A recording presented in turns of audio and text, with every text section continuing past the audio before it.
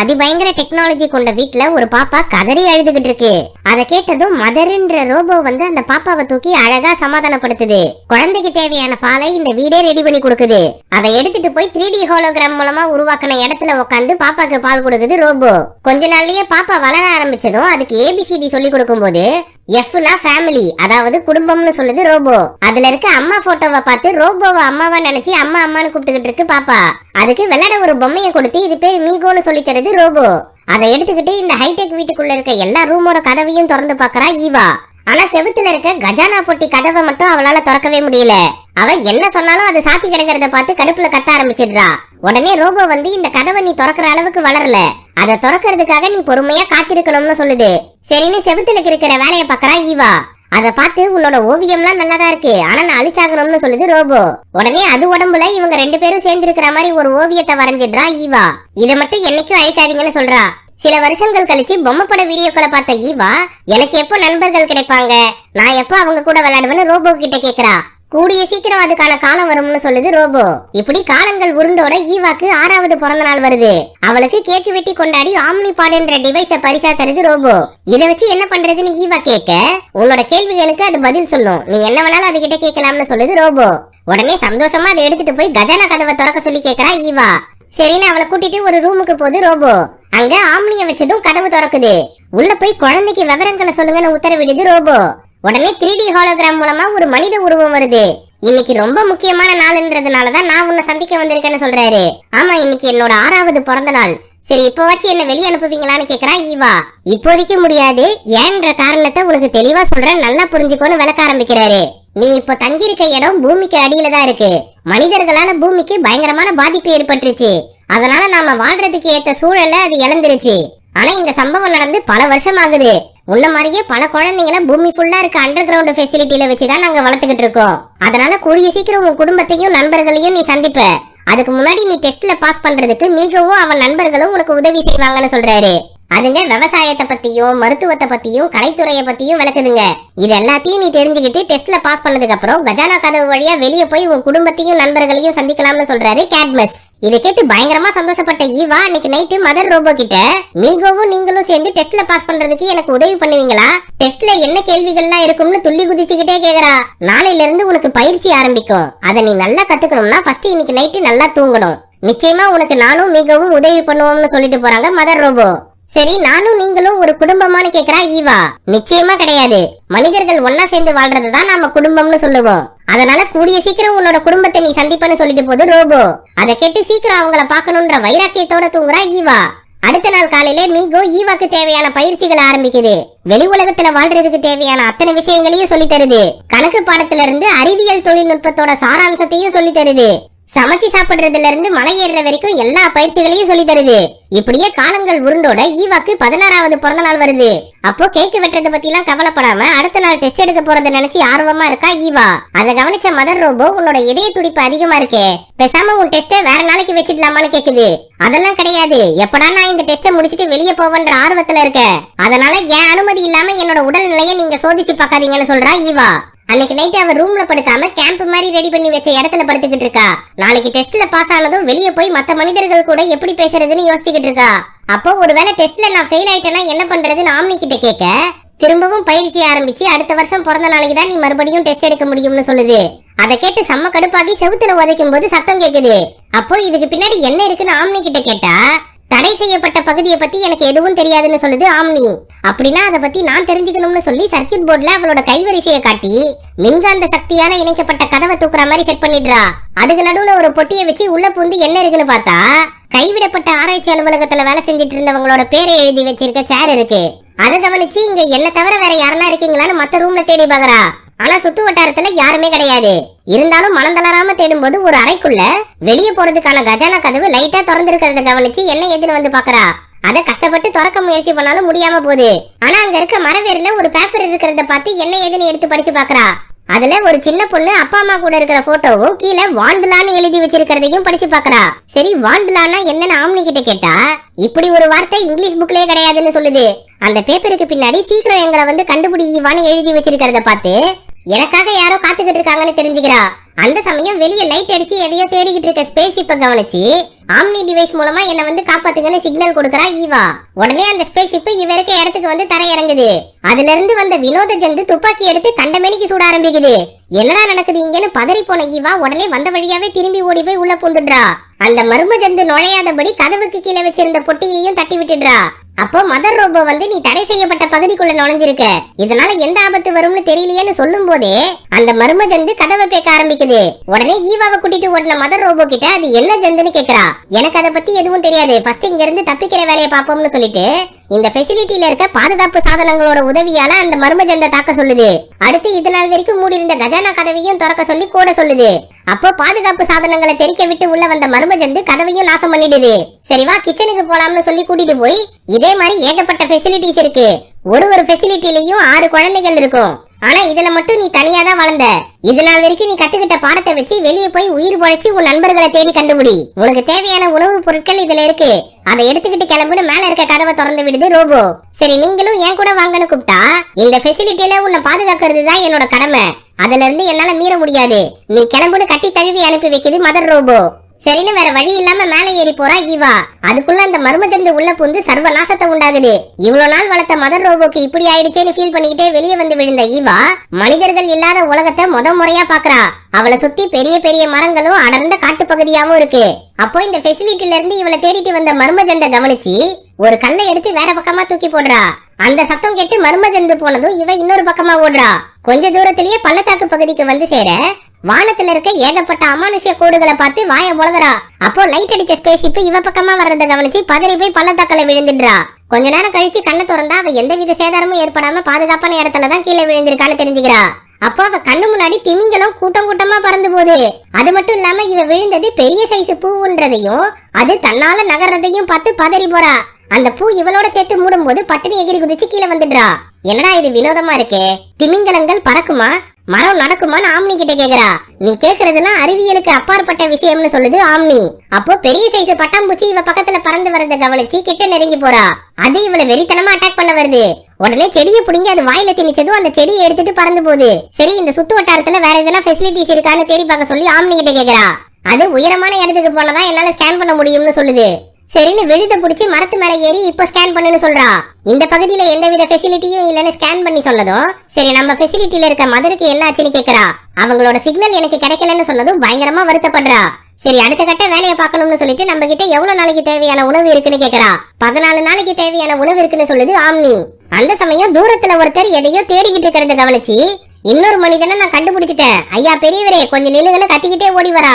அந்த சமயம் மலைப்பாம்பு சைஸுக்கு ஒரு விழுது வந்து ஈவாவை பிடிச்சிருது. உயிருள்ள பூ ஒண்ணு அவளை தரத்தரன்னு இழுத்துட்டு போய் முழுங்கிடுது. அப்போ கத்திய வீசி எறிஞ்சு அவளை காப்பாத்திடுறாரு மரும ஆசாமி. ஈவா பூக்குள்ள இருந்து வெளியே வரும்போது அவ கையில இருந்த ஆம்னி டிவைஸை எடுத்து பாக்குறாரு. நல்ல வேளை என்ன காப்பாத்தினதுக்கு நன்றின்னு சொல்லி அவர் மூஞ்ச பார்க்கும் போதுதான் பயமுள்ள அதுவும் ஒரு வினோத ஜந்துன்னு தெரிஞ்சுக்கிறா. இது வெட்டி போட்ட பூவோட விழுதுல இருக்க சாரை குடிச்சிட்டு அதை பாட்டிலையும் ரொப்பி வச்சுக்குது.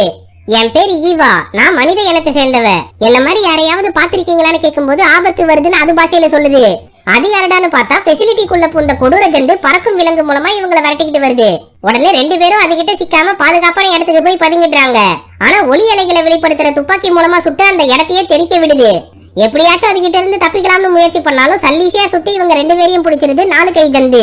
அவங்கள தலையில தொங்க விட்டு கறித்துண்டுல உப்பை போட்டு ரசிச்சு ருசிச்சு சாப்பிட்டுக்கிட்டு இருக்கு. இவங்க 2 பேரையும் தவிர்த்து பெரிய சைஸ் ஜந்துவை வேற கட்டி போட்டு வச்சிருக்காப்ல. அப்போ ஈவா வச்சிருந்த லேசர் டிவைஸ் மூலமா அவளோட கை தரத்து கீழே விழுந்துடுறா. அடுத்து அவளுக்கு உதவி பண்ண ஜீவனை காப்பாத்தலாம்னு பார்த்தா அந்த லேசர் டிவைஸை இன்னொரு ஜந்து எடுத்துட்டு போயிடுது. அப்போ 4 கை ஜந்து பக்கத்துல இருக்க பையில இருக்க கத்திய காட்டுது உயிர் காப்பாத்தின ஜீவன். அத சைலண்டா போய் எடுக்கும் போது பை கீழே விழுந்துருது. உடனே அந்த பெரிய சைஸ் ஜந்துக்கு பின்னாடி பதுங்கிடுறா ஈவா. அந்த 4 கை அரக மட்டும் உன்னை பார்த்தானா கொண்டு பொலி போட்டு தின்னுடுவான்னு எச்சரிக்கிறது ஏதோ ஒண்ணு. அதை கேட்டு யாருடா பேசுறான்னு ஆச்சரியப்பட்ட ஈவா கொஞ்ச நேரம் அமைதியா இருங்க, எப்படியாச்சும் இவங்க கிட்ட இருந்து தப்பிச்சு வந்து உங்ககிட்ட பேசுறேன்னு சொல்றா. அந்த அரக்கன் கீழே விழுந்த பைய பார்க்கும்போது ஈவா வச்சு விளையாடிக்கிட்டு இருந்த பொம்மை கண்டமேனிக்கு சத்தம் போட்டுக்கிட்டு இருக்கு. அதை சந்தோஷமா எடுத்து வச்சுக்கிட்டு மறுபடியும் சாப்பிடுற வேலையை பாக்குறான் அரக்கன். அந்த சமயம் ஃபெசிலிட்டில இருந்து மதர் ரோபோவை தூக்கிட்டு வந்ததை கவனிச்சு பட்டுன்னு போய் அதை எழுப்ப பாக்குறா. ஆனா சர்க்யூட் போர்டுல கோளாறு ஏற்பட்டதுனால அது அசைவில்லாம கிடக்கு. சரி நான் உங்களை அப்புறமா சரி பண்றேன்னு சொல்லிட்டு முன்னாடி வரா. அப்போ முதல்ல என்ன விடுவிச்சனா இந்த அரக்கன் கிட்ட இருந்து உன்னை காப்பாத்துறேன்னு சொல்லுது பெரிய சைஸ் ஜந்து. நீ எப்படி என்னோட பாஷையை பேசுறேன்னா எதுவும் கேட்காம பட்டுன்னு அதோட கை தடுத்து விட்டுடுறா. அந்த ஜந்து உடனே தப்பிச்சு போனதும் அரக்கன் அதை துரத்திட்டு ஓடுறான். இந்த கேப்ல உயிர் காப்பாத்தின ஜீவனை விடுவிச்சுட்டு மதர் ரோபோவையும் தூக்கிட்டு அரக்கன் பறந்து வந்த விமானத்துல ஏறி தப்பிக்கலாம்னு முயற்சி பண்றா. பின்னாடியே உயிர் காப்பாத்தின ஜீவனும் ஏறிடுது. ஆனா அதை சரியா ஏற்க முடியாம கண்டமேனிக்கு அதை சுத்த விட்டு கீழே விழுந்துடுறாங்க. அந்த விமானம் இவங்க தலைக்கு மேல சுத்த ஆரம்பிச்சு மேல பறந்து போகுது. சரி உடனே இங்க இருந்து தப்பிச்சாகணும்னு உயிர் காப்பாத்தின ஜீவன் சொல்ல மதர் ரோபோவை விட்டு என்னால போக முடியாதுன்னு சொல்றா ஈவா. அந்த சமயம் திரும்பி வந்த 4 கை அரக்க வேற இவங்களை குறி வச்சு சுட ரெடியா நிக்கிறான். அப்போ மேல பறந்து போன விமானம் திரும்பி அவன் மேலேயே வந்து விழுது. அதனால அரக்கன் கையில இருந்த துப்பாக்கி ஈவா முன்னாடி வந்து விழுது. உடனே அதை எடுத்து ஒளி ஓசையால் அரக்கனை தாக்கிடுறா. அப்போன்னு பார்த்து திரும்பி வந்த பெரிய சைசி ஜந்து மதர் ரோபோவையும் மத்த 2 பேரையும் கூட்டிட்டு ஓடுது. ஆனா சகஜ நிலைமைக்கு திரும்பின அரக்கன் துப்பாக்கி எடுத்துட்டு இவங்களை வெறித்தனமா விரட்டிக்கிட்டு வரான். காட்டுக்குள்ள பூந்து ஓடின பெரிய ஜந்துவை மரத்து மேல நின்னு சுட முயற்சி பண்றான். அவங்கிட்ட இருந்து 100 இழையில தப்பிச்ச ஜந்து அப்படி இப்படின்னு ஓடி போய் பள்ளத்தாக்கு பகுதிக்கு வந்து சேருது. அப்ப குறி வச்சு இவங்களை போட்டு தள்ள வரும்போது பட்டுன்னு எகிரி குதிச்சிருது. ஐயோ அம்மான்னு ஈவா கத்தனாலும் கம்முனு கடமான்னு சொல்லிட்டு அழகா பறந்து போது பெரிய ஜந்து. எப்படி ரெக்கையே இல்லாம நீ பறக்கறன்னு கேட்டா நான் பறக்கல ஏர் கிளைடிங் பண்றேன்னு சொல்லுது பெரிய ஜந்து. பாக்குறதுக்கு அவதார் பொம்மை படத்துல வர பைசன் மாதிரியே இருக்கு. அப்போ இதுங்க கூட சேர்ந்து வானத்துல மிதக்கிற திமிங்கலங்களை பார்த்து வாய பொழகிறா ஈவா. இந்த கண்கொள்ளா காட்சியை சுத்தி காமிச்சுக்கிட்டே வருது பெரிய சைஸ் ஜந்து. ஒரு வழியா கீழே இறங்கி வந்ததும் நீ வாய் திறந்து பேச மாட்ற, ஆனாலும் உன்னோட வாய்ஸ் எப்படி எனக்கு கேக்குதுன்னு கேக்குறா ஈவா. அதான் எனக்கும் புரியல, நீ மனசுல நினைக்கிறது எனக்கு தெளிவா கேக்குது, நான் மனசுல நினைக்கிறது உன் காதுக்கு கேக்குதுன்னு சொல்லுது பெரிய ஜந்து. எங்களை காப்பாத்தினதுக்கு மிக்க நன்றின்னு சொல்லி அந்த ஜந்துவை கட்டி தழுவுறா ஈவா. அடுத்து ஆம்னி கிட்ட மதர் ரோபோவை சரி பண்ண ஸ்கேன் பண்ண சொல்றா. பின்னாடி இருக்க சர்க்யூட் போர்டை கரெக்டா வச்சாலே போதும் அவங்க சரியாயிடுவாங்கன்னு சொல்லுது ஆம்னி. அதை ஒட்டுறதுக்கு உயிர் காப்பாத்தின ஜீவன் கிட்ட உதவி கேக்குறா. அந்த பையபுள்ள ஒரு டப்பால இருந்து பபிள் கம் எடுத்து கொடுக்குறான். அதை வாயில போட்டு மின்னுட்டு கேவலமா இருக்கு டேஸ்ட்னு சொல்லி பபிள் கம்மை எடுத்து மதர் ரோபோவோட சர்க்யூட் போர்டை ஒட்ட வச்சிடுறா. அப்போ உன்னை காப்பாத்தினது என் தப்பு தானே புலம்புது சொக்கா போட்ட ஜந்து. ஆமா நீ எப்படி எங்க பாஷையை இப்ப பேசுறேன்னு கேட்க நான் கொடுத்த பபிள் கம் நீ மன்னதுனால இப்ப நான் பேசுறது உன் பாஷையில கேக்குதுன்னு சொல்லுது. சரி என்ன போல மனிதர்களை எங்கேயாச்சும் பாத்திருக்கியான்னு கேக்குறா ஈவா. நான் பார்த்த முதல் மனிதனே நீதான், இதுக்கு மேல என்னால எதுவும் சொல்ல முடியாது, அந்த அரக்க உன்னதான் விரட்டிக்கிட்டு வரான், அதனால நான் தப்பிச்சு போறேன்னு சொல்லுது. அப்போ அது போட்டிருந்த சொக்கால மனித இனத்தோட சிம்பிள் இருக்கிறத கவனிச்சு உனக்கு எப்படி இது கிடைச்சதுன்னு கேக்குறா. நான் ஒரு ஜந்து கிட்ட இருந்து பண்ட பரிமாற்ற முறை மூலமா இதை வாங்கிட்டு வந்தேன்னு சொல்லுது. சரி என்ன அந்த ஜந்து கிட்ட அழைச்சிட்டு போன்னு ஈவா கேட்க அதெல்லாம் முடியாதுன்னு சொல்லிட்டு போது சொக்கா போட்ட ஜந்து. உடனே ஈவா அது கூட சேர்ந்து மல்லு கட்டிக்கிட்டு இருக்கும் போது சுயநினைவுக்கு வந்த மதர் ரோபோ சொக்கா போட்ட ஜந்த தூக்கி வீசிட்டு என்ன பிரச்சனைன்னு கேக்குது. ஐயோ மம்மி அது நம்மளுக்கு உதவி பண்ண ஜந்து, தேவலாம அதை அட்டாக் பண்ணாதீங்க, ஃபர்ஸ்ட் பக்கத்துல எதனா ஃபெசிலிட்டி இருக்கான்னு ஸ்கேன் பண்ணி சொல்லுங்கன்னு கேக்குறா ஈவா. மதர் ரோபோ அந்த வேலையை பார்க்கும்போது சொக்கா போட்ட ஜீவன் கிட்ட போய் மன்னிப்பு கேக்குறா ஈவா.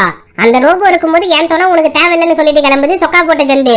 இதை கொடுத்தவன் கிட்ட நீ தான் என்ன அழைச்சிட்டு போக முடியும், உனக்கு என்கிட்ட இருக்க ஆம்னி டிவைஸ் ரொம்ப பிடிச்சிருக்குல்ல, நீ மட்டும் சொக்கா கொடுத்தவன் கிட்ட என்ன அழைச்சிட்டு போனா கண்டிப்பா இந்த ஆம்னி டிவைஸை உனக்கு நான் கொடுத்துடுறேன்னு சொல்றா ஈவா. அதுக்கு ஒத்துக்கிட்டு என் பேரு ரோவண்டர்னு சொல்லுது சொக்கா போட்ட ஜந்து. அப்படின்னா நானு மதர் ரோபோ ஆட்டோ 3 பேரும் உன் கூட தான் வருவோம்னு சொல்றா ஈவா. அது யாருமா ஆட்டோன்னு கேட்டா என் மண்டக்குள்ள பேசுற அந்த பெரிய ஜந்து தான் ஆட்டோன்னு சொல்றா. அப்போ மதர் ரோபோ வந்து சுத்தி எந்த ஃபெசிலிட்டியும் இல்லமான்னு சொல்ல என்ன போல நீங்க வேற யாருன்னா வளர்த்தீங்களான்னு ஈவா கேட்க உனக்கு முன்னாடி நான் 8 தலைமுறைகளை வளர்த்திருக்கேன், அதுல ஒரு ஃபெசிலிட்டிக்கும் 6 குழந்தை இருக்கும், உன்னோட தலைமுறையில நீ மட்டும் தான் எஞ்சி இருந்த, ஏன்னா நம்ம ஃபெசிலிட்டியோட ஒரு பகுதி மட்டும் இனம் புரியாத விஷயத்தால பாதிக்கப்பட்டுச்சு, அதனால 5 பாட்ல இருக்க குழந்தைங்களை தூக்கிட்டு போயிட்டாங்க, நீ மட்டும் தான் எஞ்சி இருந்த, அதுக்கப்புறம் தான் உன்னை நான் பாதுகாப்பா வளர்க்க ஆரம்பிச்சேன்னு சொல்லுது மதர் ரோபோ. சரி நாம திரும்பி ஃபெசிலிட்டிக்கே போலாம்னு மதர் ரோபோ சொன்னா இந்த ரோவண்டர் நம்மள வேற ஒரு இடத்துக்கு அழைச்சிட்டு போக போகுது, நாம இருக்கிறது பூமியே கிடையாதுன்னு சொல்றா ஈவா. அதுக்கு சாத்தியமே இல்லைன்னு மதர் ரோபோ சொன்னாலும் வானத்துல பாருங்க நட்சத்திரமே இல்ல, செதஞ்சு போன கிரகங்களும் வித்தியாசமான கோடுகளும் தான் இருக்குதுன்னு காட்டுறா. என்னால நிச்சயமா சொல்ல முடியுமா இது பூமி தான், ஆனா இங்க எப்படி ஏலியன்ஸ் வந்துச்சுன்னு தான் தெரியலன்னு சொல்லுது மதர் ரோபோ. அதை கேட்டு ஆச்சரியத்துல வாய பொழகிறா ஈவா. அடுத்த நாள் காலையில இவங்க பயணத்தை ஆரம்பிச்சதும் சுத்து வட்டார பகுதியில இருக்க எதையும் தொடாத எதையும் திங்காத அமைதியா வந்தா மட்டும் போதும்னு சொல்லுது ரோவெண்டர். அப்போ என்ன காப்பாத்துங்கன்னு சின்ன குழந்தையோட அலறல் சத்தம் ஈவாவோட காதுகள்ல மட்டும் கேக்குது. அது என்னன்னு தெரிஞ்சுக்க முன்னாடி ஓடி போய் பாக்குறா. அங்க இவளுக்காக மறைச்சு வச்சிருந்த பொறியில ஒரு குட்டி ஏலியன் ஜந்து மாட்டிருக்கு, அதை காப்பாத்தாத, அது பேரு சாண்ட் ஸ்னைப்பர், அதோட அம்மா மட்டும் இங்க இருந்துச்சுன்னா உன்னை போட்டு தள்ளிடும்னு சொல்றாரு ரோவெண்டர். என்ன இருந்தாலும் பரவாயில்லன்னு அந்த குட்டி ஜந்து கிட்ட போய் நான் உனக்கு உதவி செய்ய தான் வந்திருக்கேன்னு அந்த குட்டி ஜந்த சமாதானப்படுத்தி அதோட விலங்க விடுவிக்க முயற்சி பண்றா. ஆனா பக்கத்துல இருந்த டிவைஸ்ல பலூன் ஆக்டிவேட் ஆகி அந்த ஜந்த தூக்கிட்டு பறந்து போகுது. அப்போ விமானத்துல வந்த அரக்க அந்த ஜந்த பிடிச்சி உள்ள போட்டுக்கிறான். அந்த கேப்ல இதுங்க தலைமறைவா பதுங்கிடுதுங்க. சுத்தி யாரும் இல்லன்னதும் அரக்கன் கிளம்பிடுறான். அவன் உனக்கு விரிச்ச வலையில அந்த ஜந்து சிக்கிடுச்சு, பரவாயில்லன்னு நினைச்சுக்கிட்டு முன்னாடி போன்னு சொல்றாரு ரோவெண்டர். ஆனா ஈவா மட்டும் அதை நினைச்சு வருத்தப்படுறா. அங்க இருந்து மொத்த கும்பலையும் இவர் சொக்கா வாங்கின இடத்துக்கு அழைச்சிட்டு போறாரு ரோவெண்டர். அந்த பகுதியை பார்த்து வாய புலகரா ஈவா. அங்க மதர் ரோபோக்கு ஈவாக்கும் ஒரு Dress கொடுத்து போட்டுக்க சொல்றாரு. இங்க ஒரு போட்டி நடக்க போறதுனால ஏகப்பட்ட பேர் வருவாங்க. அதனால இந்த ட்ரெஸ் போட்டுக்கிட்டா உங்களை யாரும் கண்டுக்க மாட்டாங்கன்னு சொல்லுது ரோவெண்டர். சரின்னு அதை மாட்டிக்கிட்டு போகும்போது இந்த பெரிய ஜந்தை உள்ள வர வேணாம்னு சொல்லிடு. அதே போல தண்ணியில குதிக்க கூடாது, மீனை திங்க கூடாதுன்னு எச்சரிக்கிறாரு. ஆனா முதல் வேலையா தண்ணியில குதிச்சு நீந்திக்கிட்டே நான் மீனை மட்டும் சாப்பிட மாட்டேன்னு சொல்லுது பெரிய ஜந்து. இதுங்களை வச்சுட்டு நான் என்ன பண்றதுன்னு சொல்லிக்கிட்டே அவர் சொக்கா வாங்கின இடத்துக்கு அழைச்சிட்டு வராரு. அங்க மனிதர்கள் பயன்படுத்தின அத்தனை பொருட்களும் இருக்கு. அதை வித்துக்கிட்டு இருக்க ஏலியன் உப்பு மிளகுல இருந்து எல்லாமே என்கிட்ட இருக்கு, உங்களுக்கு என்ன வேணும்னு கேக்குது. இந்த சொக்கால இருக்க முத்திரை உங்களுக்கு எங்க இருந்து கிடைச்சதுன்னு கேக்குறா ஈவா. அத பத்தி சொல்லணும்னா 300 ஷெல் எனக்கு வேணும், அதை கொடுத்துட்டு விவரத்தை தெரிஞ்சுக்கோங்கன்னு சொல்லுது ஏலியன். இப்போ எங்க கிட்ட எதுவும் இல்லன்னு ஈவா சொல்ல, அப்ப கடையை விட்டு காலி பண்ணுங்கன்னு துரத்தி அனுப்புது. ராணிக்காக நான் முக்கியமான பொருளை எடுத்துட்டு போறேன்னு சொல்லிட்டு கிளம்புது. இந்த காசுக்காக என்ன பண்ணலாம்னு அங்க இருக்க பார்ல உட்காந்து யோசிக்கும் போது, எப்பா மீன் ரேஸ் நடக்க போதில்ல, அதுல பெட்டு கட்டி உங்களுக்கு தேவையான ஷெல்ல வாங்கிக்கோங்கன்னு சொல்லுது அங்க இருக்க ஏலியன். இதுவும் நல்ல யோசனையா இருக்கேன்னு முடிவு பண்ணி பெட்டு கட்டுற இடத்துக்கு வந்து ஆம்னி டிவைஸ் நீட்டுறா ஈவா. இத வச்சு ஒரு ஷெல்லுக்கும் பிரயோஜனம் இல்ல, ஒழுங்கா எடுத்துட்டு போயிடுன்னு சொல்றாங்க கடைக்காரங்க. வேற வழி இல்லாம மதர் ரோபோவை 300 ஷெல்லுக்கு படைய வைக்கிறா. அதுல ஜெயிக்கிற மீன் எதுன்னு கடைக்காரங்க கிட்ட கேட்டா வயசான மீனை காட்டி போய் சொல்லிடுறாங்க. அது மேல பந்தயம் கட்டி இவ மீனை போய் பார்க்கும் போதுதான் தெரிஞ்சது இவ தலையில நல்லா மிளகா அரைச்சிருக்காங்கன்னு. இருந்தாலும் பரவாயில்ல, அந்த மீன் கிட்ட மனசு மூலமா பேசி நான் உன்னை ஜெயிக்க வைக்கிறேன்னு சொல்றா. போட்டி ஆரம்பிச்சதும் எல்லா மீன்களும் துள்ளி குதிச்சு ஓட வயசான மீன் மட்டும் கடைசியா வருது. 3வது ரவுண்ட்ல தொங்க விடுற பழத்தை யாரு எடுக்கிறாங்களோ அவங்கதான் வின்னர்னு அறிவிக்கிறாங்க. அதன்படி முதல் ரவுண்ட்ல கடைசியா வந்தது நம்ம வயசான மீன் தான். அடுத்த ரவுண்ட்ல அதை சீரி பாஞ்சி விளையாட வைக்கிறதுக்காக நான் சொல்ற மாதிரி செயல்படுன்னு சொல்லி பக்காவா ரூட்டை பார்த்து வழி சொல்றா ஈவா. அதன்படி தாவி குதிச்சு உள்ள நுழைஞ்சு முன்னாடி போற மீனை அமுக்கி தள்ளிட்டு இது எகிரி போய் அந்த பழத்தை பறிச்சிருது. இது வரைக்கும் பந்தயம் அடிக்காத வயசான மீன் ஜெயிச்சிருச்சேன்னு எல்லாரும் வாய உலகுறாங்க. உடனே கடைக்காரங்க கிட்ட செல்ல வாங்கிட்டு மதர் ரோபோவையும் மீட்டுட்டு கிளம்புறா ஈவா. அப்போ உங்க பொண்ணு திறமசாலிதான கடைக்காரங்க பாராட்ட, அது ஒண்ணு என் பொண்ணு கிடையாதுன்னு சொல்றாரு ரோவெண்டர். அந்த ஷெல் எல்லாத்தையும் ரோவெண்டர் கிட்ட கொடுத்துட்டு அடுத்த நாள் காலையில கடைக்காரன் வர வரைக்கும் நம்ம காத்திருக்க வேண்டியதுதான். ஆனா எங்க தங்குறதுன்னு கேக்குறா ஈவா. சரின்னு அவங்க 2 பேரையும் ஃப்ரெண்டோட வீட்டுக்கு அழைச்சிட்டு போறாரு ரோவெண்டர். அவர் அன்போட வரவேற்று பேசிக்கிட்டு இருக்கும் போது ஈவா மனித இனத்தை சேர்ந்தவன்னு தெரிஞ்சதும் வாய உலகுறாங்க. அந்த வீட்டுல இருக்க பசங்களும் உங்க கால்ல 10 விரல் இருக்குமா, அதை தயவு செஞ்சு காட்டுங்கன்னு கேக்குதுங்க. சரி, வீட்டுக்கு வந்த விருந்தாளி கிட்ட இப்படி எல்லாம் பேசக்கூடாதுன்னு சொல்லி சாப்பாடு எடுத்துட்டு வந்து போடுறாங்க. அதை எப்படி சாப்பிடுறதுன்னு தெரியாம முடிச்சுக்கிட்டு இருந்த ஈவாக்கு உதவி பண்றாரு ரோவெண்டர். அவ ஏலியன் ஃபுட்டா இருந்தாலும் சூப்பரா இருக்கேப்பான்னு பாராட்டுறா. சாப்பிட்டு முடிச்சதும் நான் வெளியே போயிட்டு காலையில திரும்பி வந்துடுறேன்னு சொல்லிட்டு கிளம்புறாரு ரோவெண்டர். அந்த மனுஷன் குடும்பத்தை இழந்ததுக்கு அப்புறம் சோகமா தான் சுத்திக்கிட்டு இருந்தாரு. இப்பவும் கூட பழகும் போதுதான் சந்தோஷமா இருக்கிறத நான் பாக்குறேன்னு சொல்றாங்க. சரின்னு ஈவா தூங்க வரும்போது உங்க கால்களை மட்டும் காட்டுங்களேன்னு அங்க இருக்க குழந்தைங்க கேக்குதுங்க. உடனே கால்ல இருக்க 10 விரலையும் காட்டிட்டு உங்களுக்கு எப்படி மனித இனத்தை பத்தி தெரியும்னு கேக்குறா ஈவா. அந்த தெரியுது பாரு பெரிய மரம், அங்க ஒருத்தி மனிதர்களோட கனவுகளை பத்தியும் இந்த பூமி எப்படி அழிஞ்சதுன்றத பத்தியும் கதையா சொல்லுவா. ஆனா இப்ப அவகிட்ட பேசுறதுக்கு தடை விதிச்சிருக்காங்கன்னு சொல்லுதுங்க ரெண்டும். சரின்னு பசங்களை தூங்க வச்சுட்டு அவகிட்ட போய் என்ன ஏதுன்னு கேட்கலாம்னு ஆம்னி டிவைஸை ஃபர்ஸ்ட் லொகேஷன் ஆஃப் பண்ண சொல்லிட்டு கிளம்புறா ஈவா. கஷ்டப்பட்டு மேலே ஏறி அவங்க வீட்டுக்குள்ள புந்ததும் கதவு தன்னால சாத்திக்குது. உள்ள நுழைஞ்ச ஈவா இங்க யாருன்னா இருக்கீங்களான்னு கேட்க, நீ என்ன தேடி வரல, உன் கேள்விகளுக்கு பதில தேடி வந்திருக்கன்னு சொல்லுது ஏலியன். ஆமா, மனிதர்கள் எப்படி அழிஞ்சாங்க, பூமிக்கு என்னதான் ஆச்சுன்னு கேக்குறா ஈவா.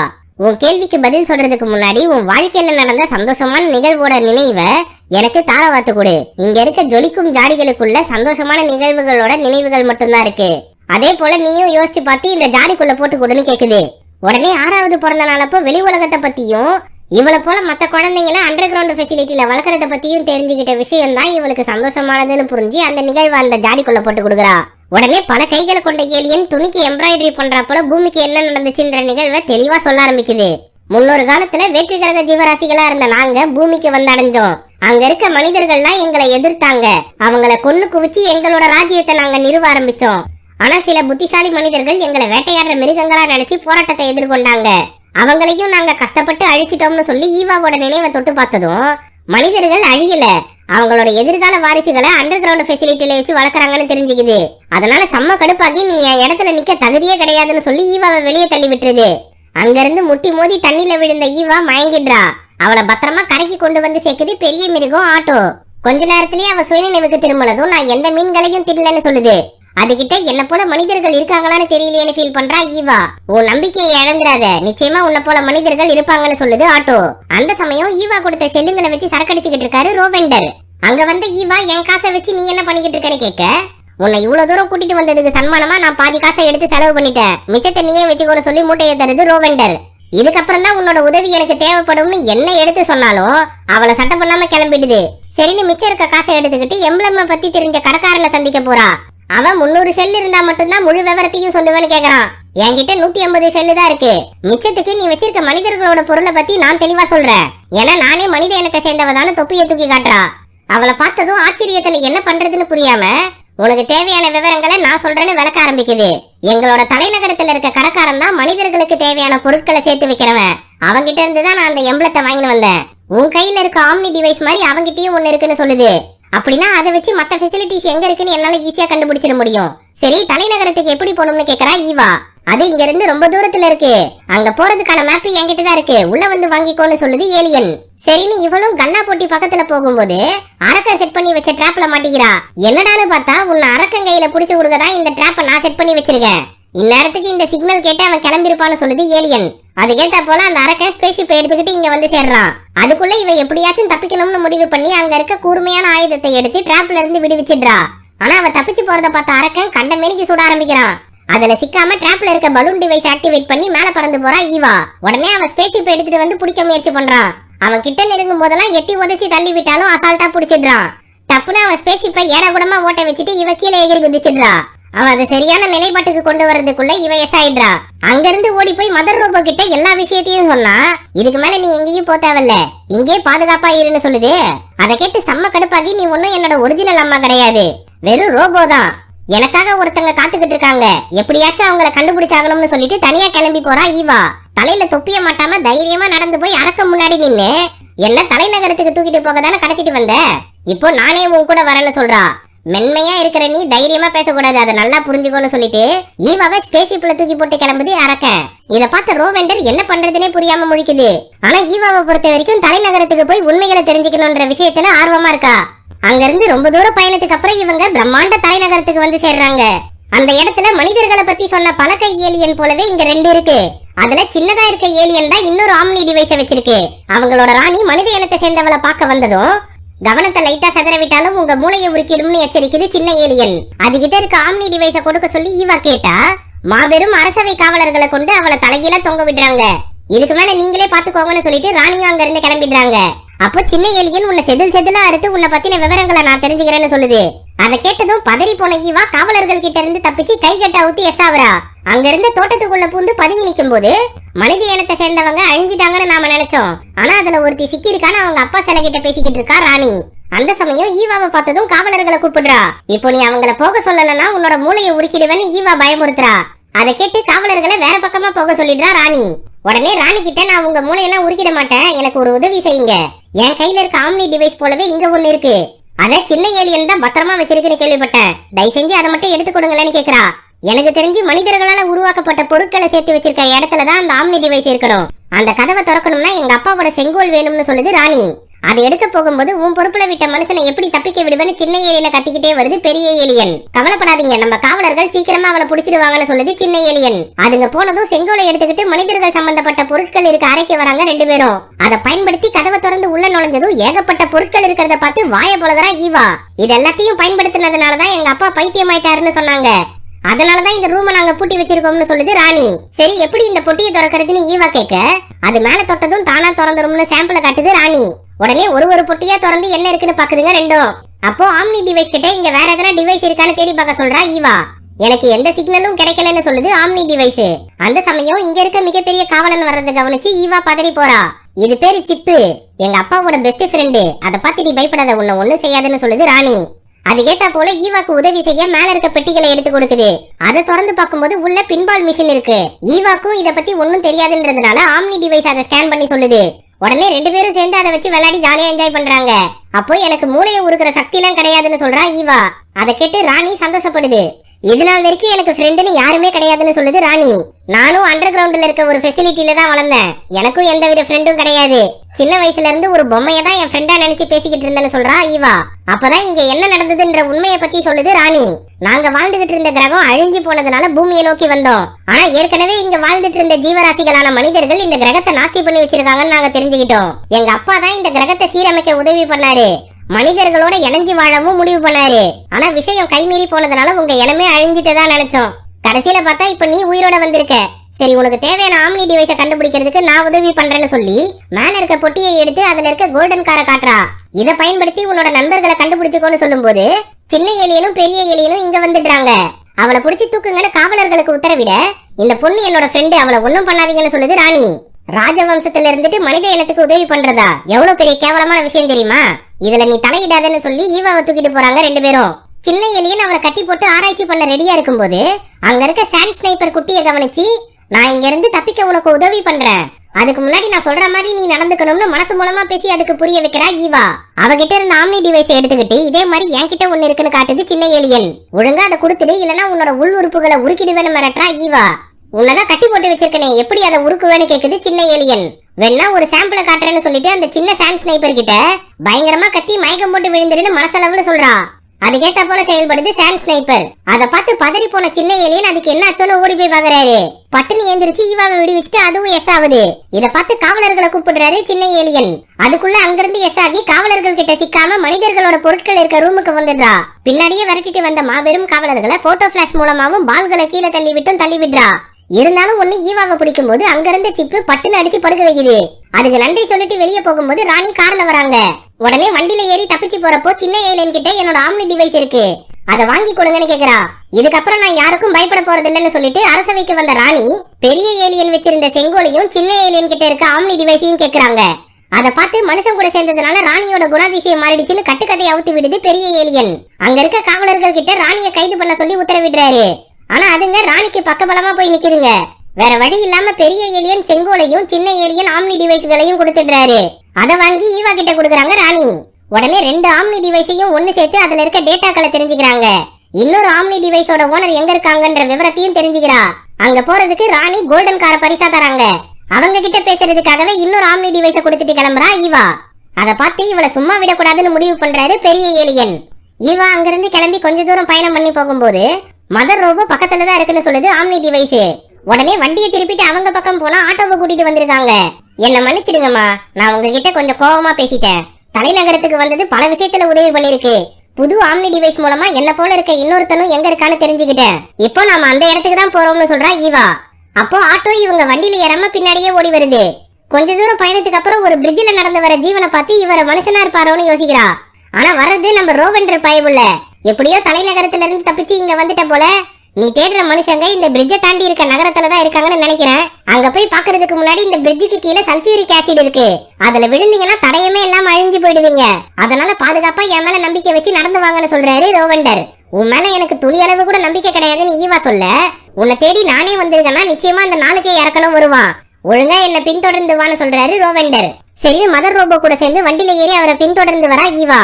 பின்னாடியே வந்த ஆட்டோ ஏற்கனவே போன மனிதர்களோட பைய கண்டுபிடிச்சு துள்ளி குதிச்சு போய் ஈவா கிட்ட காட்டும் போது தவறி கீழே விழுந்துடுது. உடனே மத்த 3 பேரும் சேர்ந்து அதை கஷ்டப்பட்டு காப்பாத்திடுறாங்க.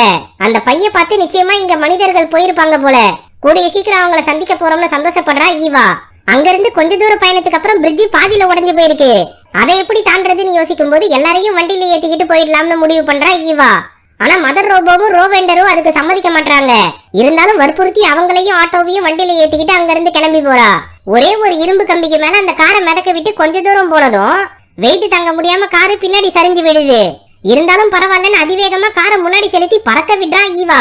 அதனால சல்பியூரிக் ஆசிட்ல விழாம எல்லாரும் பாதுகாப்பா மேல போனாலும் காரு ஏடகுடமா போய் மோதி நிக்குது.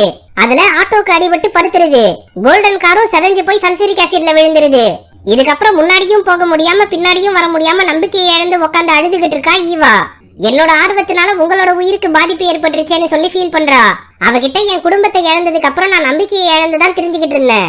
ஆனா உன்னை பார்த்ததுக்கு அப்புறம் உன் கூட பயணத்தை ஆரம்பிச்சதுக்கு அப்புறம் தான் எனக்கும் நம்பிக்கை வந்துச்சு. எப்படியாச்சும் உன்னோட இனத்தை சேர்ந்தவங்களை கண்டுபிடிக்க முடியாதான்ற உன்னோட ஏக்கம் எனக்குள்ள ஒரு நம்பிக்கையை கொடுத்துச்சு. அதனாலதான் உனக்கு உதவி பண்ண வந்தேன்னு சொல்றாரு ரோவெண்டர். உடனே உற்சாகமான ஈவா நம்ம ஆட்டோவை உயரமான இடத்துக்கு கூட்டிட்டு போனா அங்கிருந்து கிளைடு பண்ணிட்டே போலாம்னு சொல்றா. அதன்படி பிரிட்ஜ் மேல இருக்க இரும்பு கம்பியில எல்லாரும் கஷ்டப்பட்டு ஏறுறாங்க. அதுல ஃபர்ஸ்ட் முன்னாடி போன ரோவெண்டர் அவரோட மனைவி பொண்ணு ஞாபகார்த்தமா வச்சிருந்த துணியை போட்டு மதர் ரோபோவை மேல இழுத்துடுறாரு. அடுத்து ஆட்டோ அந்த துணியை கவ்வி மேல ஏறி போயிடுது. ஆனா கடைசியா வந்த ஈவா மட்டும் துணியை பிடிக்க முடியாம சறுக்கி விழுந்துடுறா. ஆனா அங்க இருக்க இரும்பு கம்பியை பிடிச்சு தொங்கிட்டு இருக்கும்போது ரோவெண்டர் அவளை காப்பாத்திடுறாரு. கஷ்டப்பட்டு 2 பேரும் மேல ஏறி வந்ததும் ஆட்டோ மேல ஏறி அங்கிருந்து கிளைடு பண்ணி அழகா நகரத்துக்கு வந்துடுறாங்க. எப்படியோ சாதிச்சிட்டோம்னு சந்தோஷப்பட்டு எல்லாரும் கட்டி தழுவுறாங்க. அப்போ ஈவா எடுத்துட்டு வந்த பேப்பர்ல வரைஞ்ச ஓவியம் போல முன்னாடி இருக்க இடத்த காட்டுறாரு ரோவெண்டர். அங்க நிச்சயமா மனிதர்கள் இருப்பாங்கன்ற நம்பிக்கையோட போறா ஈவா. இதுதான் நீ தேடி வந்த வாண்ட்லான்னு சொல்றாரு. அப்போ ஆம்னி டிவைஸ் பக்கத்துல இருந்த சிக்னலை கண்டுபிடிச்சு இந்த பக்கமா போனோம்னு சொல்லுது. உடனே துள்ளி குதிச்சு ஓடின ஈவா சரிக்கிட்டு போய் அங்க யாருன்னா இருக்காங்களான்னு தேடி பாக்குறா. ஆனா அவ கண்ணு முன்னாடி வெறும் கல்லறையா இருக்கு. என்னடா இது, யாருமே உயிரோட இல்லையான்னு ஆதங்கப்பட்டு சிக்னல் எங்க இருந்து வருதுன்னு தேட சொல்றா. பக்கத்துல இருந்த இன்னொரு ஆம்னி டிவைஸ்ல யாராவது இந்த ஒளிபரப்ப கேட்டீங்கன்னா எங்களுக்கு உதவி செய்ய வாங்க, கடைசியா எஞ்சி இருக்க மனிதர்கள் இங்கதான் இருக்கோம்னு சொல்றாரு.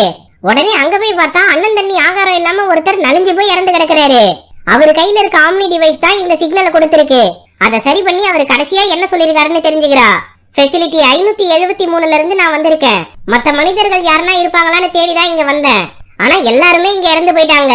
கடைசியா பசி தாங்க முடியாம நானும் இறக்க போறேன். என்ன தேடி வரவங்க தான் மனித இனத்தோட கடைசி ஜீவன் சொல்லிருக்காரு. அது மட்டும் இல்லாம இவ வச்சிருந்த பேப்பர் ஒரு புக்கோடதுன்னு தெரிஞ்சு வருத்தப்படுறா. அதை கேட்டு இந்த உலகத்துல நான் மட்டும் எப்படி தனியா இருக்கிறதுன்னு ஃபீல் பண்ணி உயரமான பில்டிங்ல போய் உட்காந்துடுறா. அவளை தேடி மதர் ரோபோ, ஆட்டோ, ரோவெண்டர் இவங்க எல்லாம் வர்றத பார்த்து எந்தவித எதிர்பார்ப்பும் இல்லாம பாசத்தை காட்டுற இவங்க இருக்கும்போது நான் ஏன் தனியா இருக்கணும்னு ஃபீல் பண்ணணும். இனிமே இவங்க தான் என் குடும்பம்னு முடிவு பண்றா. அந்த சமயம் நாளுக்கு இறக்க இவளை தேடி வரான். அதை கவனிச்சு பில்டிங்ல இருந்து வெறித்தனமா கீழே இறங்கி ஓடி வரா ஈவா. ஆனா அரக்க மத்த 3 பேரையும் சுத்து போட்டு ஈவா எங்கன்னு கேக்குறான். அந்த சமயம் சீறி பாஞ்சி வந்த ஈவா இரும்பு பேனரை அவன் வண்டி மேல தள்ளி விடுறா. அதுல இருந்து எஸ் ஆகி ஒளிப்பெருக்கி மூலம் அவங்கள தாக்க முயற்சி பண்றான் அரக்கன்.